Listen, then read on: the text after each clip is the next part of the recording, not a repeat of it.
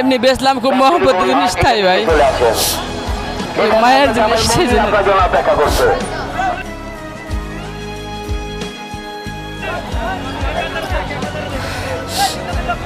কত দিয়ে বিক্রি হলো?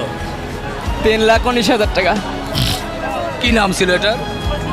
রাজ ছিল, রাজশাহী রাজ। কতদিন?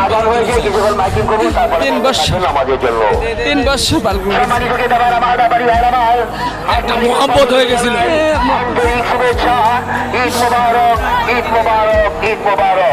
সুন্দর হোক রাত্রিবেলার আপনাদের কেনা বেচা। এই ক্রেতারা আমার, এই ব্যাপারী ভাইয়ের আমার, আপনি লালন পালন করেছেন? আমি লালন পালন করছি। মালামাল ছেড়ে বেহাল হবেন না। গরু ছাড়তে মন চাচ্ছে না। মালামাল টাকা পয়সা ভালোভাবে হেফাজতে রাখবেন। টাকা পয়সা গুনে নেওয়ার সময় ভালোভাবে দেখে গুনে নেবেন।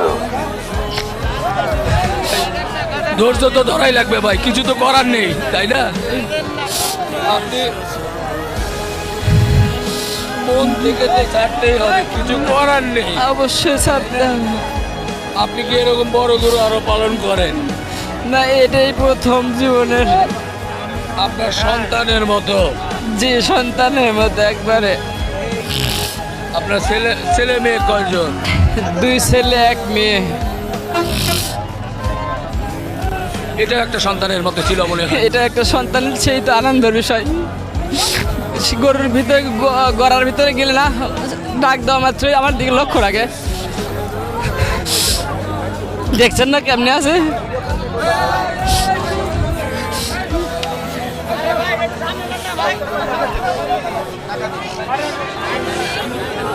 দর্শক, গরুর ব্যাপারী যেভাবে কান্না করছিল, আসলে সত্যি এভাবে তাদের মহব্বতের জিনিসগুলো যখন শেষ মুহূর্তে এসে বিক্রি করতে হয় তখন কাঁদতেই হয়।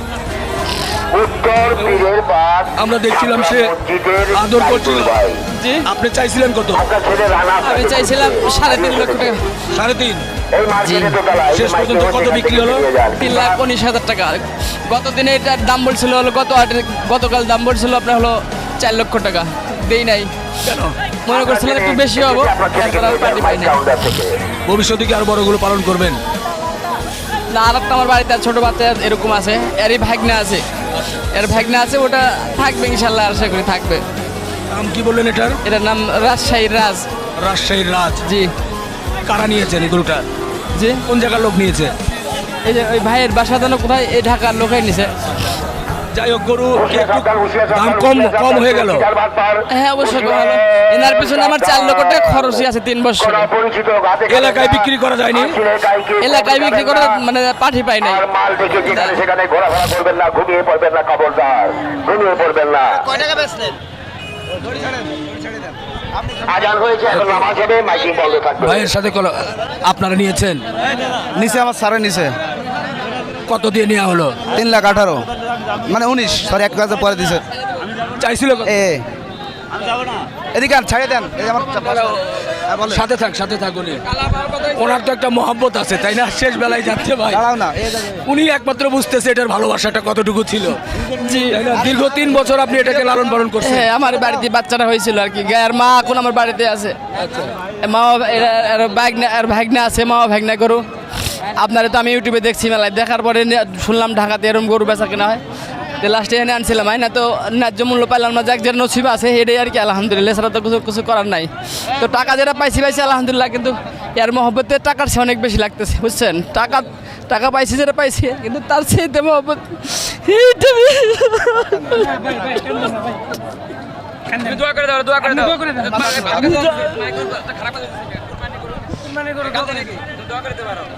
ইনশাল্লাহ কোরবানি হবে।